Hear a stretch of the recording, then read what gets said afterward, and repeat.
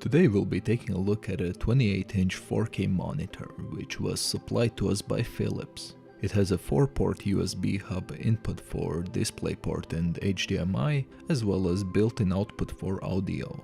All around a pretty slim design and a price tag around $400. So how does it actually hold up? Well, first let's get through most of the positives this screen has to offer.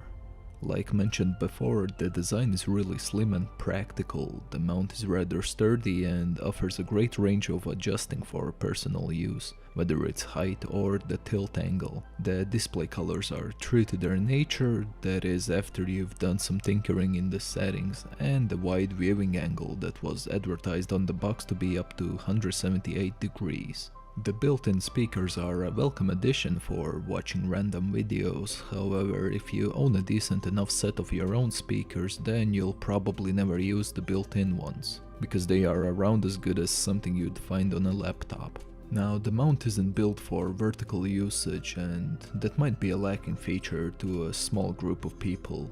They also don't supply you with a USB cable for the hub, so if you're thinking of utilizing that option, you're gonna have to find your own. Also on that note, the USB ports are angled perpendicularly to the screen and the walls.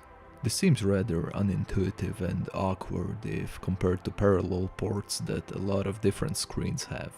The controls for cruising the monitor settings are inconvenient and take a good while before you get used to them. It's weird even when compared to others that use a single joystick setup. But overall, it's still a pretty good screen. I'd even recommend it as a decent 60Hz monitor for competitive gaming if that's something you're into. It kinda does everything at once, but if you're looking for something that specializes in one area over the other, especially at this price range, then I'm sure there are better alternatives out there.